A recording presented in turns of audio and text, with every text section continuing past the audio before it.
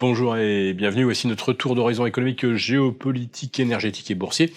Nous sommes le mardi 26 mars et pour comprendre comment tourne la planète finance, c'est sur l'inforruptible et nulle part ailleurs. Et la thématique du jour, à 100 jours des JO, la France est déjà médaille d'or des déficits. Bon, alors pour l'instant c'est une médaille d'or européenne.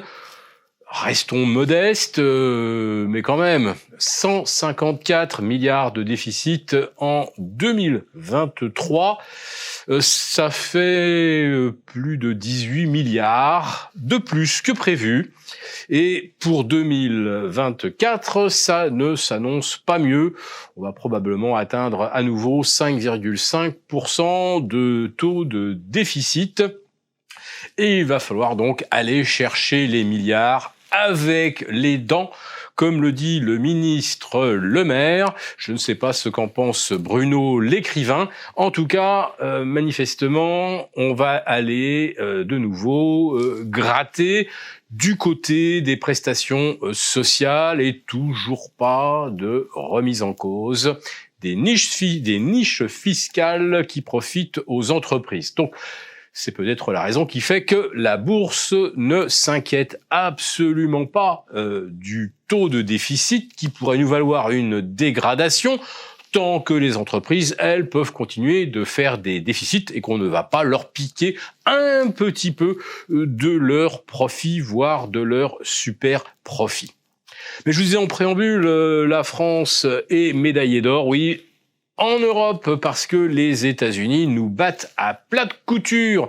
Et oui, d'un seul vote au Congrès US, eh bien, une nouvelle enveloppe de 1200 milliards de dépenses supplémentaires vient d'être adoptée en début de semaine, ce qui signifie que sur 12 mois, les déficits américains vont s'être creusés de 3000 milliards, on a déjà franchi allègrement la barre des 34 000 milliards, et bien sûr, Wall Street aime ça.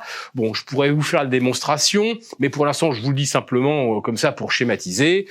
Environ un peu plus d'un tiers des déficits se retrouvent, je pourrais vous expliquer le cheminement, sous forme de nouveaux investissements boursiers. Donc, à raison de plus 1000 milliards ou pas loin par trimestre, vous commencez à comprendre un petit peu le prodige des 21 et bientôt 22 semaines de hausse des indices US et européens. Alors bien sûr, cette semaine, je ne vais pas vous dire que les marchés vont se casser la figure, parce qu'évidemment, je n'en crois rien. Depuis le 15 mars, on aurait pu assister à un pivot, il n'est pas venu, donc généralement, quand ça se passe comme ça, si vous anticipiez un segment de baisse, eh bien, il faut retourner l'anticipation à la hausse. Et nous sommes à 2 jours seulement de la fin du premier trimestre, et je pense qu'à moins d'un signe noir, tout sera fait pour nous faire clôturer au plus haut, avec un CAC au-delà du 8200, avec un Eurostoxx qui devrait refranchir les 5100, pas refranchir, les franchir, et ainsi engranger 13% de hausse sur le premier trimestre. C'est mieux que le Nasdaq qui se contente d'un tout petit plus 10%. Quant au S&P 500, il gagne 8, et là, c'est à peu près comparable à la performance du CAC 40.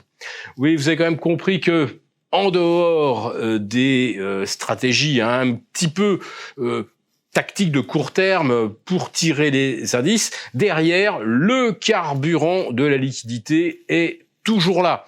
Et bien sûr, la question qu'on doit tous se poser, c'est jusqu'où cela va-t-il durer? Alors, est-ce que Larry Fink, le patron de BlackRock, la première institution financière au monde, est-ce que les avertissements de Larry Fink vont être entendus? Est-ce qu'il vient de sonner la fin de la récré en expliquant que les plus 3000 milliards par an, ce n'est pas possible, ce n'est pas tenable, l'épargne mondiale n'y suffira pas?